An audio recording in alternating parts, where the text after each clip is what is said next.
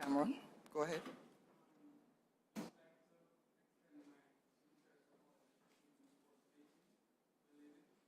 Yes, Mr. Cameron, you were 20 minutes late for court, yes?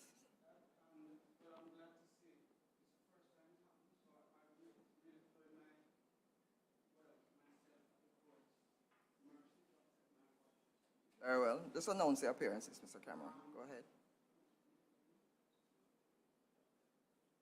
My ladies, I'm Chuka Emeka Cameron, instructed by Carolyn Reed and Company, and I appear on behalf of Mrs. Amoy Leon-Issa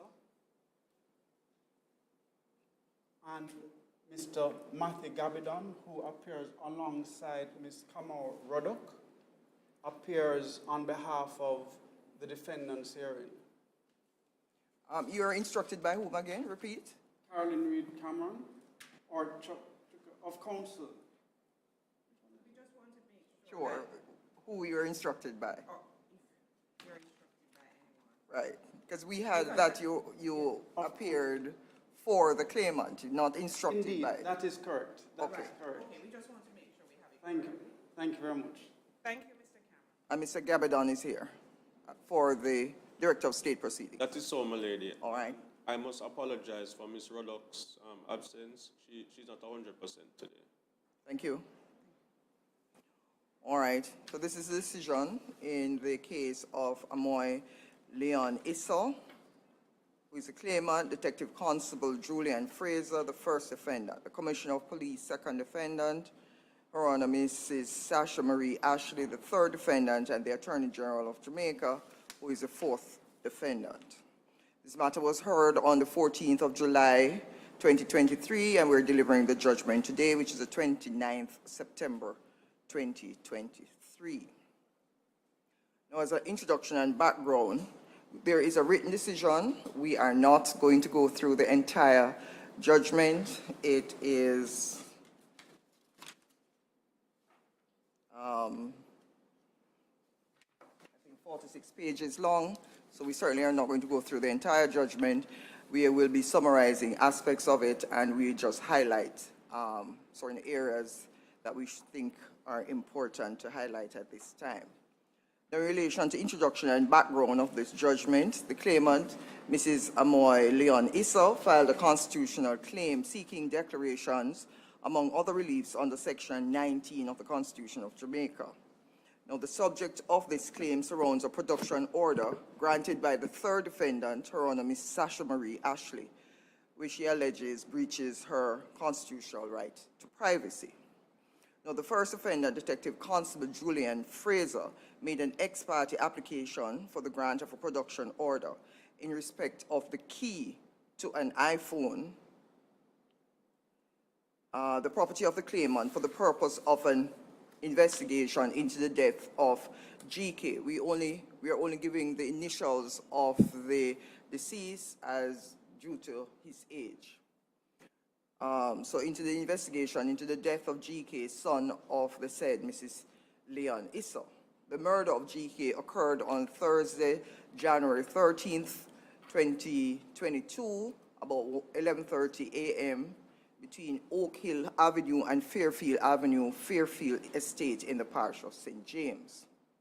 Now, on Tuesday, September 6, 2022, the production order was granted by Her Honor Mrs. Sasha Marie Ashley in the St. James Parish Court.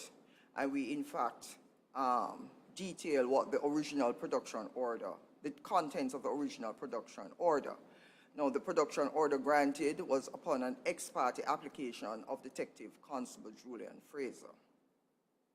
On the 4th November 2022, a notice of application for court orders was filed at the St. James Parish Court by Caroline C. Reed and Company, attorneys at law on behalf of the claimant, seeking a discharge or, in the alternative, a variation of the production order and an extension of time within which to comply with the order. The application was heard between January 14th and 18th, 2020. Was heard between November 14th and 18th, 2022. Now, Her Honor Mrs. Ashley refused the claimant's application to discharge the production order, but varied the original order by deleting any mention of cell sites in the order. The Learned Parish Court judge also added some ancillary claims to the production order. And we then detailed in our judgment the amended production order. Now, the claimant also filed an application for disclosure of all documents related to the request for the production order. That application was heard by the parish court judge and refused. On the 16th of December 2022, the claimant filed a fixed date claim form before this court challenging the production order. The claim is for constitutional redress under Section 19 of the Constitution, that the provisions of Section 13 of Chapter 3, entitled Charter of Fundamental Rights and Freedoms, have been and are being breached. Now, the claimant sought a number of declarations in his application. He also sought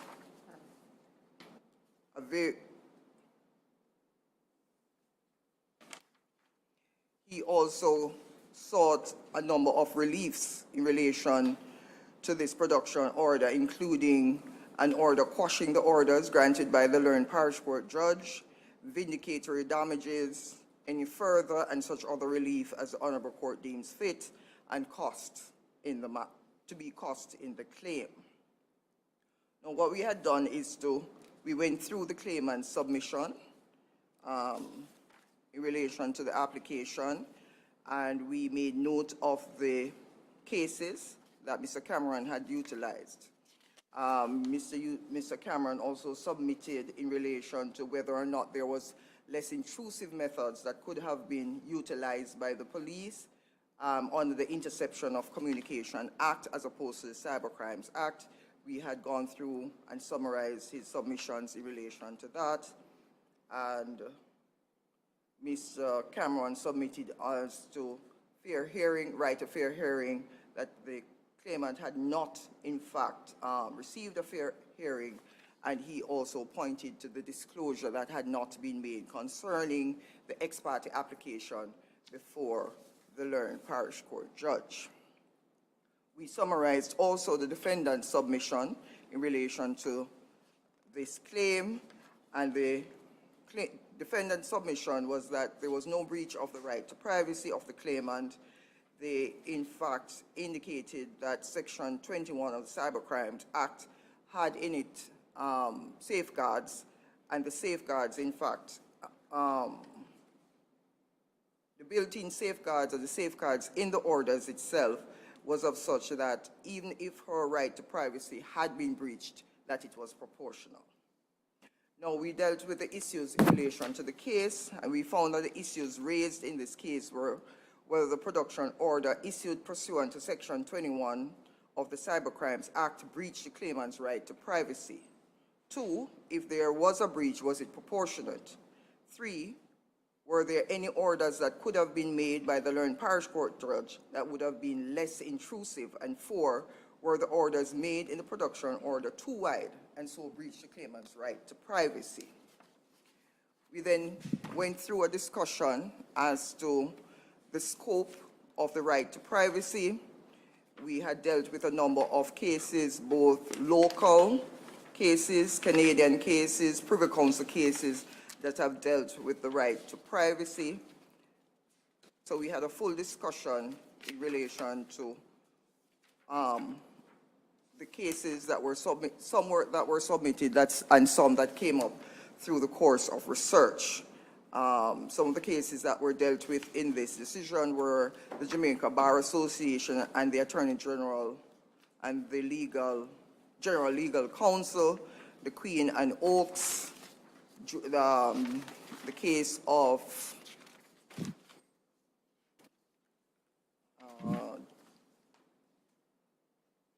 Julian Robinson, and the case of Ferron. We also dealt with Sheldon, Canefield, and the Queen. So we dealt with a number of cases in relation to the law.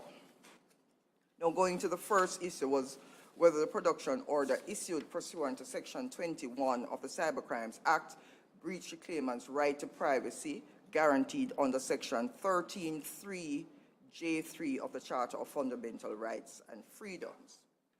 Now, we looked at the actual Section 21 of the Cybercrimes Act. We looked at the Charter of Fundamental Rights and Freedoms at Section 13(2) of the Constitution. We looked at the various cases, including the Jampar case, the Canefield case, and we found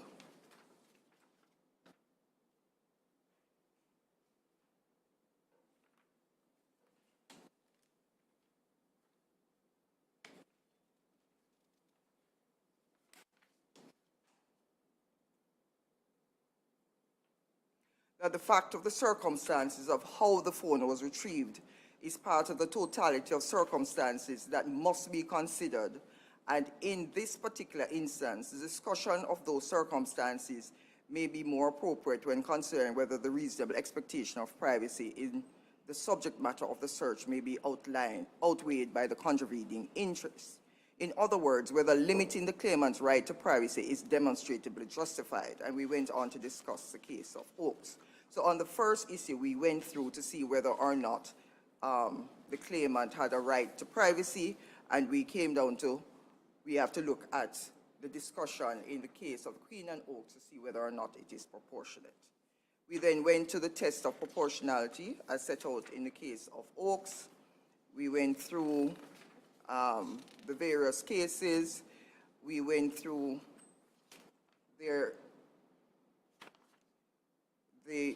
a number of human rights cases as well, and we found at paragraph 81 that Section 21 of the Cybercrimes Act contains the necessary safeguards sufficient to limit as much as possible the harm or risk to enjoyment of the right to privacy, and is therefore proportionate to the state's aim of improving investigative measures for the detention and investigation of serious crimes in a digitally and technologically advanced society, and therefore demonstrably justified in the circumstances. We in fact submissions were made as to whether or not the requisite protection had been in place, and Council had submitted to us concerning the Data Protection Act, and we had gone through the different statutes, and we found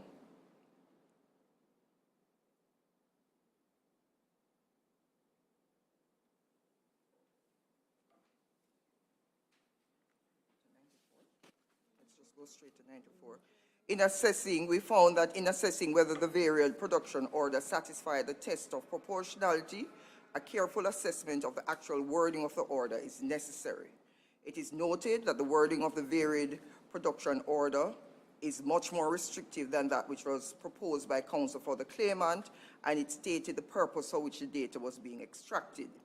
Incidental to the process of extraction was the necessity to interface with information in the claimant's phone which was irrelevant to the investigation. The data to be extracted would have to be limited to the purpose stated in the order. The circumstances under which the iPhone came in the possession of the police is also of great importance. The iPhone was retrieved from the vehicle that GK's body was recovered from. The claimant stated in her affidavit that she had given the iPhone to GK to keep him occupied whilst he was in the vehicle. Based on these facts, it is understandable and reasonable that the investigators would wish to view and possibly utilize the contents of the iPhone to assist them in their investigation. So we had found that we find on an assessment of the evidence before, an assessment of the evidence, the objective of the investigating officer is the investigation concerning the death of GK. The iPhone may be useful in the investigation, and as such, the request to retrieve potential relevant data cannot be considered arbitrary, and that the relevant data would be rationally connected to the investigation. The next issue was, were there other orders that could have been made by the learned parish court judge that would have been less intrusive? Mr. Cameron had suggested that possible that the Interception of Communication Act may have been would have been less intrusive, I should say, rather than the Cybercrime Act. We looked at both the Cybercrime Act and the Interception of Communication Act, and we also went on to look at the Data Protection Act. And we found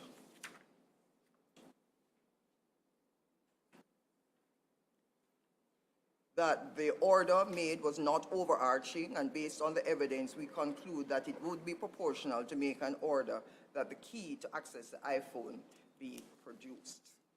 The final issue was whether there should have been disclosure of the application and the affidavit in support that was filed and placed before the learned judge of the parish court.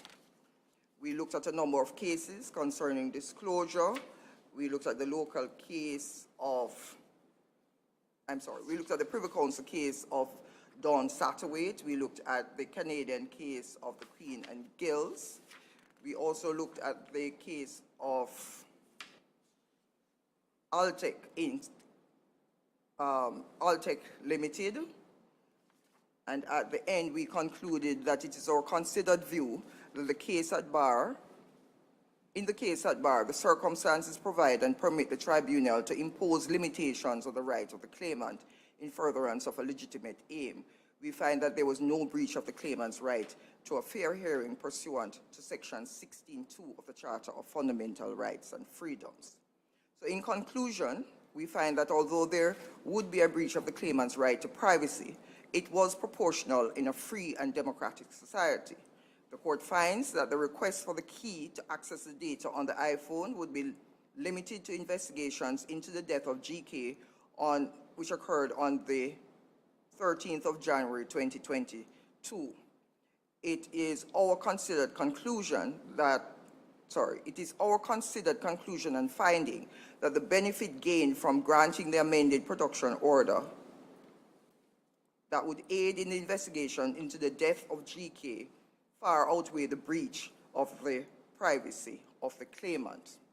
So the orders that were made is that the claimant is not entitled to any of the declarations sought in the fixed date claim form.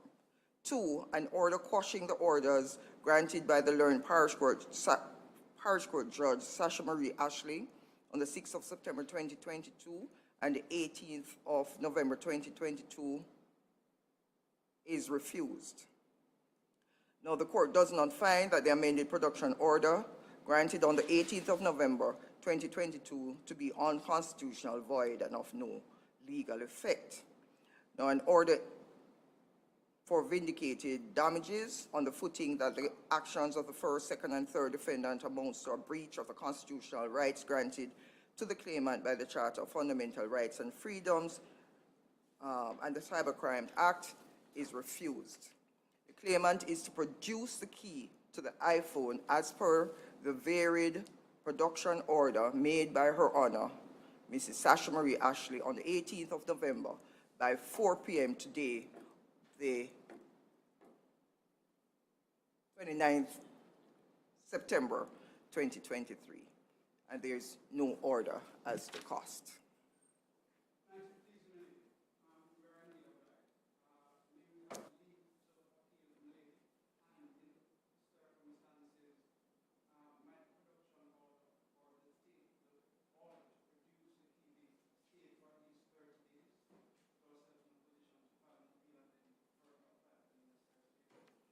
Mr. Cameron, we are not minded to grant leave in relation to appeal, and we are not minded to grant a stay in relation to this order.